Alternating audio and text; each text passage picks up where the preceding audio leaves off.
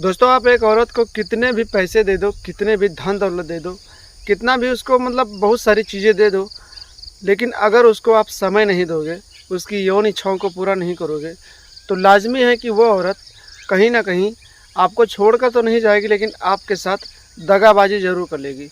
यानी कि बेवफ़ाई कर लेगी और किसी गैर मर्द के साथ अपनी इच्छाओं को पूरा करने लगेगी। दोस्तों, ये सुनने में तो कड़वा लगता है, लेकिन जो है वो सच है। एक ही ऐसी ही कहानी आज आपको मैं बताने जा रहा हूँ, जहाँ पर एक सुनीता देवी नाम की एक महिला होती थी।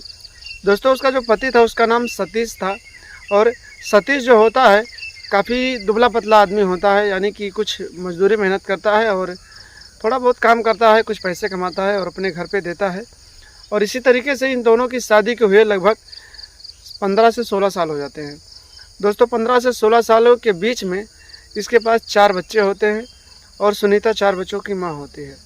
दोस्तों, इसी बीच उसका जो पति होता है, उसका एक एक्सीडेंट हो जाता है और उसका एक पैर जो होता है काम करना बंद कर देता है।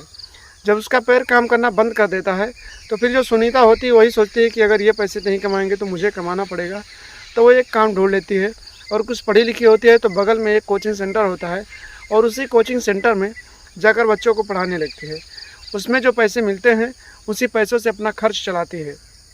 दोस्तों, उसका जो पति होता है सतीश, जब वो पैर से थोड़ा डिस्टर्ब हो जाता है तो फिर उसकी जो यौन इच्छाएँ होती हैं वो भी धीरे धीरे कम हो जाती हैं और सुनीता जो होती है वो अपने पति से प्यार पाना बंद कर देती है। यानी कि सतीश जो होता है उससे कम समय देता है, उससे प्यार भी कम करता है।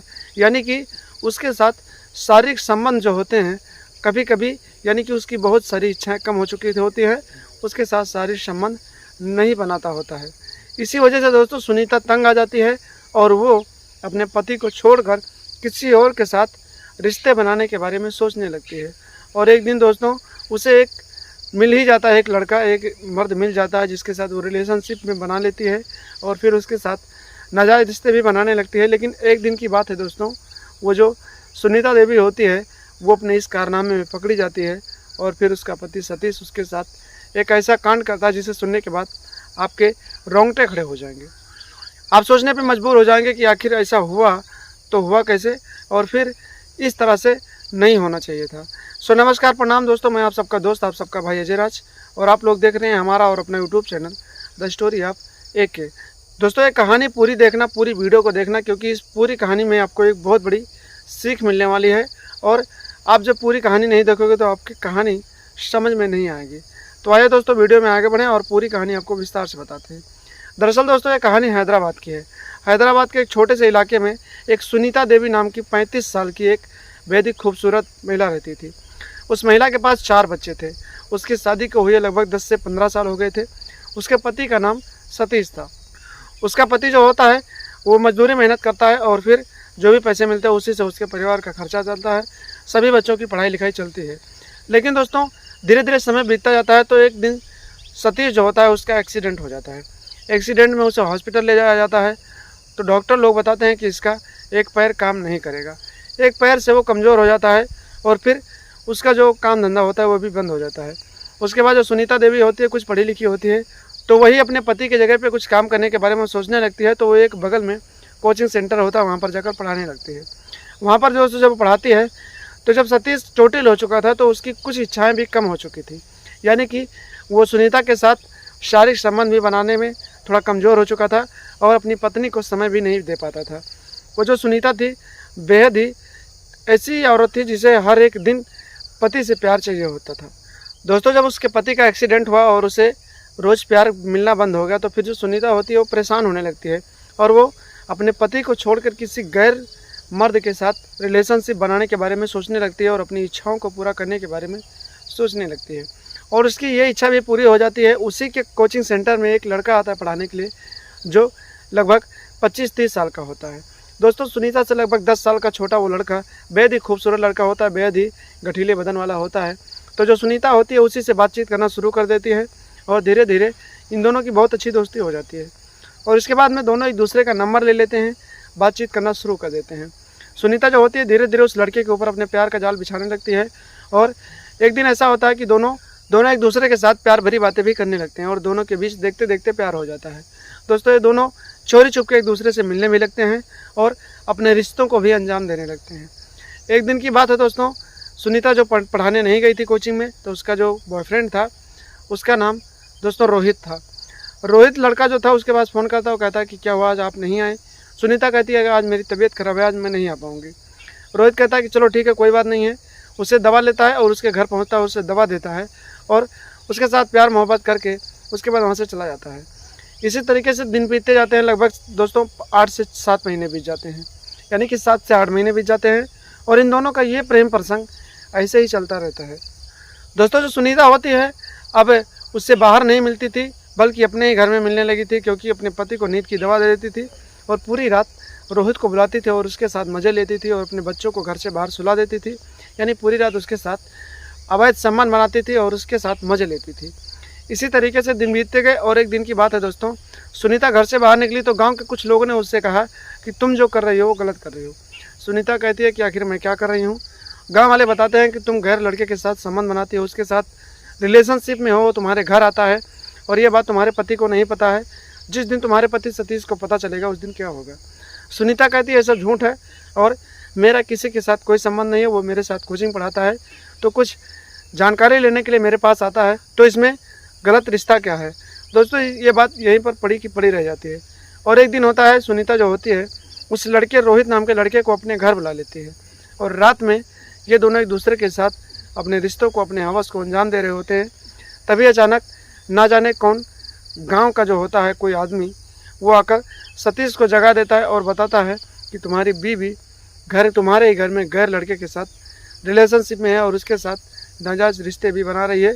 आज तुम चाहो तो रंगे हाथों पकड़ सकते हो। सतीश जो होता है कहता है ठीक है, अपने बिस्तर से उठता है और अपने पत्नी सुनीता के कमरे में पहुंच जाता है। वहां पर जब पहुंचता है तो वहां का जो नज़ारा देखता है, उस नज़ारे को देखकर उसके पैरों तले ज़मीन खिसक जाती है। दोस्तों वो सोचने लगता है कि एक औरत इतना ज़्यादा गिर जाएगी, ये मैंने कभी नहीं सोचा था। अपनी पत्नी सुनीता को बुलाता है और कहता है कि तुम मेरे साथ इतना बड़ा धोखा कर रही हो, तुम्हें शर्म नहीं आती है। सुनीता वहाँ पर उसको ताने मारती है और कहती है कि जब तुम्हारा शरीर कमज़ोर हो गया और तुम मुझे प्यार नहीं करोगे तो मैं तो बिना प्यार के नहीं रह पाऊँगी और किसी न किसी से मुझे प्यार करना ज़रूरी है। मैं बिना प्यार के नहीं रह पाऊँगी, मेरी ज़िंदगी, मेरी यौन इच्छा पूरी होगी तभी मैं रह पाऊँगी। सतीश होता है इतनी बात सुनने के बाद गुस्से से लाल हो जाता है और फिर अपनी पत्नी सुनीता को मारने लगता है। जब वो अपनी पत्नी सुनीता को मारने लगता है तो वहाँ पर जो रोहित नाम का लड़का होता है चुपके से वहाँ से फरार हो जाता है।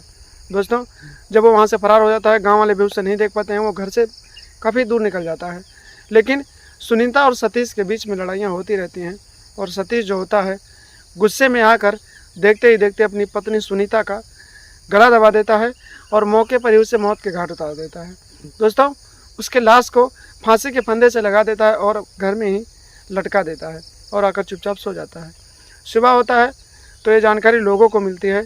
सतीश के घर पे पुलिस आती है और पुलिस लाश को उतरवाती है और कब्जे में लेकर पोस्टमार्टम के लिए भेजती है। दोस्तों छानबीन करने लगती है पुलिस, पूछताछ करती है सतीश से, तो सतीश कहता है मुझे कुछ नहीं पता है। लेकिन दोस्तों पोस्टमार्टम रिपोर्ट में जब आता है तो वहाँ पे साफ साफ लिखा होता है कि पहले गला दबाया गया है, उसके बाद इसे फांसी लगाया गया है। यानी कि सतीश जो होता है वो सरेआम वहाँ पर फंस जाता है और उसके बाद में पुलिस जो होती है सतीश को हिरासत में लेती है और फिर पूछताछ करने लगती है। जब पुलिस पूछताछ करती है तो सतीश जो होता है पूरी कहानी अपनी पत्नी की सही बता देता है, पूरी सच्चाई बता देता है, उसके प्रेम संबंध के बारे में बताता है। तो जो पुलिस होती है वो रोहित नाम के लड़के को भी खोजना शुरू कर देती है। 4 दिनों के बाद उस लड़के को भी हिरासत में लिया जाता है और उसके बाद उससे भी पूछताछ किया जाता है, तो वो भी पूरी कहानी सच्चाई बता देता है पुलिस वालों को और फिर कहता है इसमें मेरी कोई गलती नहीं है। लेकिन दोस्तों पुलिस वाले कहते हैं कि तुम्हारा ही सारा गलती है, इस घर को बिगाड़ने में तुम्हारी हाथ है और अगर तुम सुनीता के साथ लिव इन रिलेशनशिप में नहीं होते तो उसका घर आज बर्बाद नहीं होता और उसका पति उसे जान से नहीं मारता और ना ही सुनीता इस दुनिया से जाती। दोस्तों पुलिस वाले रोहित को भी हिरासत में लेते हैं और उसे जेल भेज देते हैं और सतीश को भी हाथों में हथकड़ी डालकर कोर्ट में पेश करते हैं और उसकी पत्नी सुनीता की हत्या के रूप में आजीवन कारावास के लिए जेल में डाल दिया जाता है। तो दोस्तों इस कहानी को बनाने का सिर्फ एक मकसद है, इस वीडियो को बनाने का यही मकसद है, किसी के दिल को ठेस पहुंचाना नहीं है। लेकिन मैंने आपको शुरू में बताया है कि आप एक औरत को कितने भी पैसे दे दो, कितनी भी धन दौलत दे दो, लेकिन अगर आप उसे शारीरिक इच्छाओं को उसके पूरे नहीं करोगे, उससे प्यार नहीं करोगे, तो फिर वो कहीं ना कहीं आपको छोड़कर तो नहीं जाएगी, लेकिन कहीं ना कहीं आपके साथ गलत कर देगी, यानी कि बेवफाई कर जाएगी और आपके साथ धोखा जरूर कर जाएगी। जिस तरह से सुनीता ने अपने पति सतीश को छोड़कर एक नौजवान लड़के के साथ रिलेशनशिप बनाया और उसके साथ रिश्ते बनाने लगी और अपने पति को धोखा देने लगी।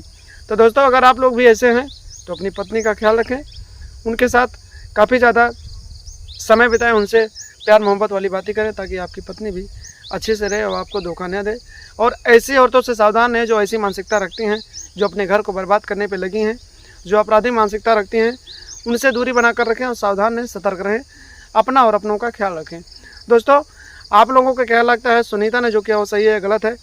इस कहानी के बारे में जो भी विचार आपके दिमाग में हो कमेंट बॉक्स में कमेंट करके ज़रूर बताएं। और आप लोग अपना नाम और अपने ज़िले का नाम जहाँ से ये वीडियो देख रहे हैं वो भी मेरे कमेंट बॉक्स में कमेंट करके बताएं ताकि आपका नाम मैं अपने अगले वीडियो में ले सकूं और आपका नाम लेते हुए मुझे बहुत खुशी हो। तो दोस्तों, मिलते हैं कल शाम 8 बजे एक नई कहानी के साथ। तब तक के लिए आप लोग हंसते रहें, मुस्कुराते रहें, अपना और अपनों का ख्याल रखें। नमस्कार, प्रणाम, जय हिंद, जय भारत, वंदे मातरम।